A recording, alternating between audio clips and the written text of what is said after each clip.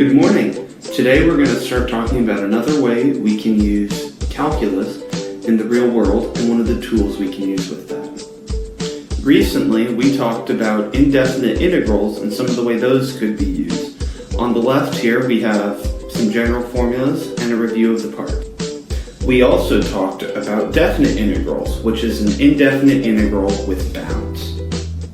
Finally, we talked about geometric integrals, which is a definite integral forming geometric shapes. If our integrals aren't geometric, we're going to have some problems. This slide shows examples of what a non-geometric integral looks like. To evaluate a non-geometric definite integral, we use the fundamental theorem of calculus. Here is the formulation of this theorem.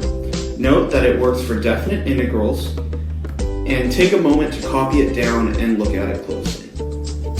The fundamental theorem of calculus spits out numbers, not equations, so we don't need a plus c, and we always want the top endpoint to be larger than the bottom. Our method, we're going to find the big f of x first by doing an indefinite integral, and then we're going to plug in our endpoints and subtract. Here is our first example. I've included a graph, and we're going to use that definite integral to find the area of the shaded region.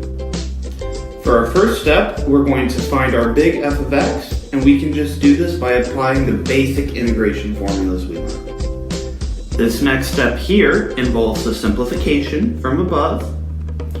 I'll give you a little time to find our f of 3 minus f of 0, and then you can check my work in the video. This is us plugging in the 3 and the 0 and subtracting. This is a simplification, and our final answer is boxed. In calculus, we always want to make our lives easier. So here are a couple things we can use to help that happen. This first property allows us to switch the endpoints of a definite integral, so we always have our larger endpoint on top. Here we have a proof of this property. This property will be very essential in making sure that we fit the fundamental theorem of calculus. This formula shows us how we can combine two integrals into one. Here is a graphical representation of that idea. Note that we add the areas. Finally, on this slide, we have the proof of the following property. This property doesn't show up a ton, but it's helpful to remember when it does so that we can skip a lot of work and go straight to an answer. Here is a proof of the property. Notice that all of the proofs here use the fundamental theorem of calculus and just a little bit of algebra.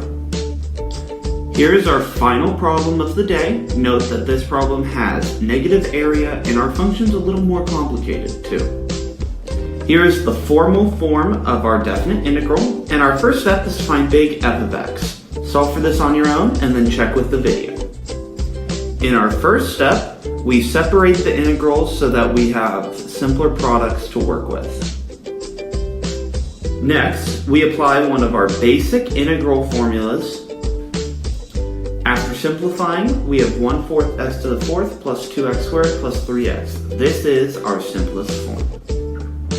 For our next step, we're going to plug in 2 and negative 2 and then find the difference. Do this on your own and then check your work with the video. Our first step here is plugging in 2 and negative 2 for x. We then simplified the exponents and did a little bit of the multiplication. In our final line here, we finished out multiplication and then did the addition and subtraction to get a final answer of 12. What are we going to do if we have a more complex integral, like a sine or a cosine? We can't always have polynomials. Think about derivatives for your answer. To calculate complex integrals, we use u substitution. This is like the form of chain rule. During our next class, we're going to start by covering trigonometric integrals and then use substitution. Have a great rest of your day.